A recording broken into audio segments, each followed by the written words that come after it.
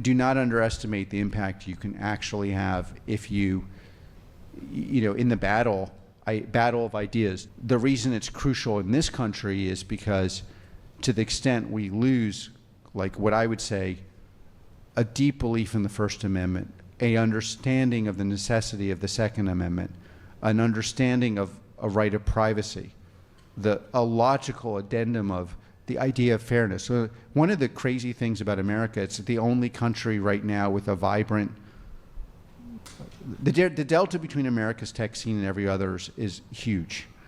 This fiery take from Alex Karp on America's values will make you rethink everything. Watch now.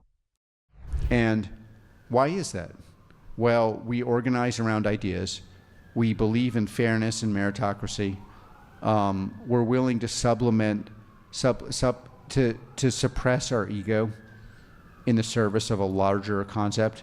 We're not overly political, actually, in building things. And we get to keep the fruits of our labor in a way that in many other countries you couldn't. And this is totally unique.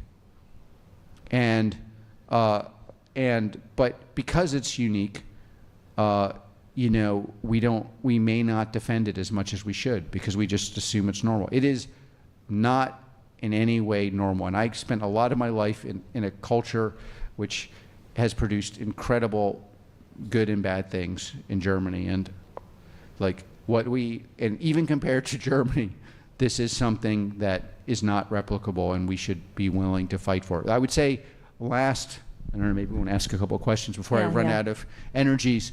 But last not least, what it is really important, whatever, people are very different in how they fight. Some people in this room I admire greatly because they fought quietly.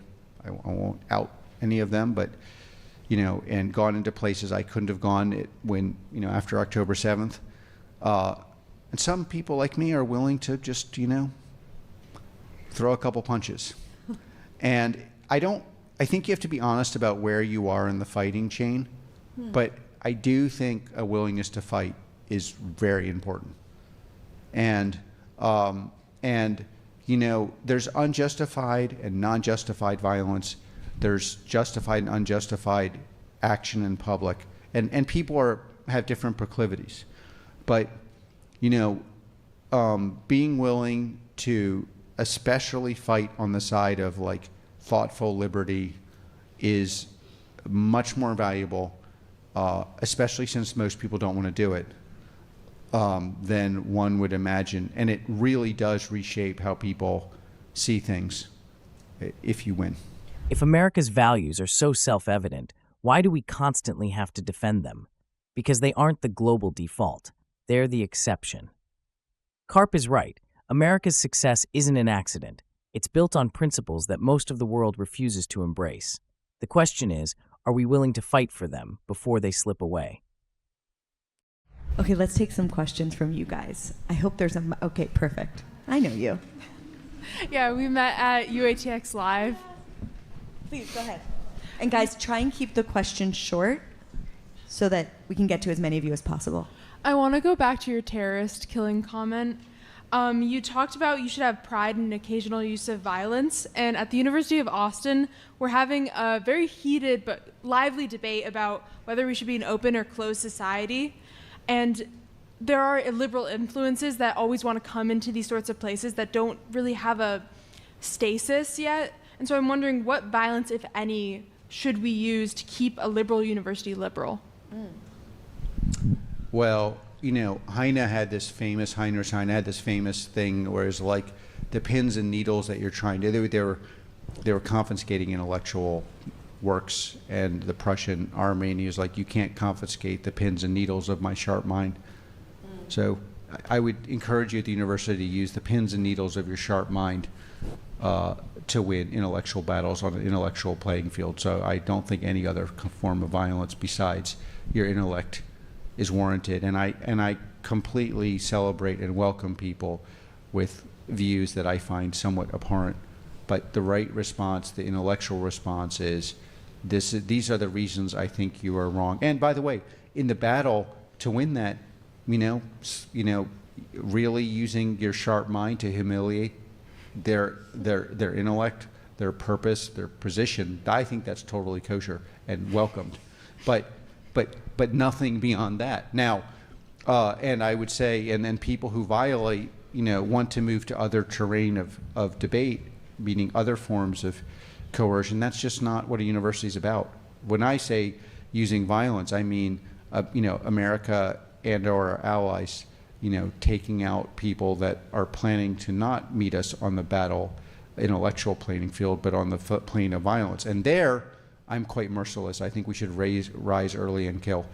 But in universities and in broader life, we want to think about the magic and important nature of our First Amendment, which you can celebrate by being in dialogue with people you find offensive. Thank you. This is exactly why the First Amendment is so crucial. A true liberal university doesn't win by shutting down debate. It wins by outthinking its opponents. Karp's message is clear. Intellectual combat is the only justifiable force in academic settings. Anything else betrays the principles of an open society. So, Mr. Karp, in your opinion, how should we actually help the working class of the United States? Well... That was a Trump impression, huh? I'm a senator from Vermont. Oh.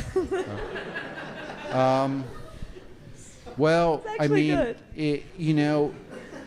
I do think having regulated, the first thing is you have to force the problem to be a problem by stopping illegal migration to this country. And the second, we make these things into secrets, but it's like your income potential will be directly correlated within a couple generations. So it's not immediate to your educational level, basically. And so making sure that we get early and effective education to people. The other, so that's kind of obvious. And I think the other obvious thing is, you really have to stop violence in these neighborhoods. No one's going in to teach somebody in a violent neighborhood. And I do think, unfortunately, the version of wokeness where people in charge of these violent neighborhoods espouse ideologies that do not stop violence, will never stop violence, are basically keeping a permanent underclass. And I would say the other thing I think that we could adopt from Germany has 3 different kinds of high schools. So you have academic high school and you have 2 kinds of vocational high schools. And those vocational high schools produce really highly technical workers. And those workers, by the way, like at Airbus, where we're, they're a very big user of Palantir. A lot of the people go to vocational, and this is, I think, our classic, thing we have of one high school here. I think we could learn a lot from Germany, Switzerland, and other countries where you have, you train people. And you could do training, especially with AI and other things with people. You could lift people pretty high. Last not least, the convergence, while many of you may opt to imbibe and occasionally do drugs, it's, I had a lot of fun. I was not that into that kind of stuff, but in Germany I had a lot of fun. I won't go into it, but, and that's important. Intergenerational drug use has a huge impact on performance. Intergenerational prison attendance has a huge impact on performance. I think the true and deeply politically incorrect thing about this is the best thing you could do in this country to help people in the deep underclass, meaning the chances that they'll get out of it are low, is expose them to religion. And I suspect creating a low violence, high religion environment where you begin to meet people at the educational level they're actually at and raise slowly could have real impact over time, combined with reducing immigration so that people just can't hire people, from other sources. I think you might see real impact there. Thank you for your support. One of the most practical takeaways here is the need for vocational training. The U.S. has been too focused on a one-size-fits-all education system, pushing college degrees while ignoring skilled trades. Meanwhile, countries like Germany and Switzerland have built strong economies by creating clear pathways for workers to succeed without a traditional university degree. If we want real upward mobility, we need to rethink how we prepare people for the workforce and create multiple paths to success. This is really for Mr. Karp. I was really glad to hear you talk about Plessner earlier. You mentioned him a lot in your dissertation, especially on Lutheranism and how it created like a culture of interiority in Germany. I was wondering, you mentioned Calvinism and you mentioned wokeness here as being like other unstated, unproblematized assumptions that define American society. Are there any other like creeds or specific beliefs that you think fulfill like a similar function either to Lutheranism or to like interiority, like a focus on interiority in American society? Well, there's a lot to your question. Plessner was what's called a phenomenological anthropologist, which is a fancy way of saying he believed that the structures inherent between human beings would affect human relations, and that may not seem very important, kind of in the jargony way I just expressed it, but it just probably the biggest influence on political theory is actually that and other Heidegger, Plessner, Husserl, and so I'll leave that for now. But and Plessner wrote this incredible book that I may not be translated, called The Late Nation, which explains a lot of how America's organized in what makes America successful from his perspective, and a phenomenal book. The Calvinism comment is from, obviously Weber, which I hope people are reading, The Protestant Ethic and the Spirit of Capitalism, which is, his idea was that the anti-Marxist idea of capital accumulation was Calvinists believe that success was an indication that God favored you, and therefore focused on building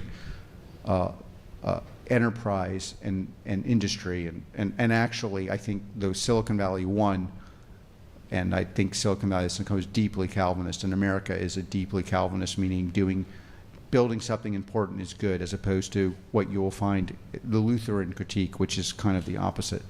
I think the thing I don't talk enough about in the book is just American concept of fairness as a kind of civil religious concept. And I think one of the reasons why we can push more responsibility to the edge and do less regulatory stuff is, there are but most Americans are deeply fair. And like a lot of what we discuss about, discrimination and other things really would fall under the rubric of that's not fair. And we think of that as not an important concept, but I think it adjudicates a ton of things in our society that otherwise are hard to adjudicate.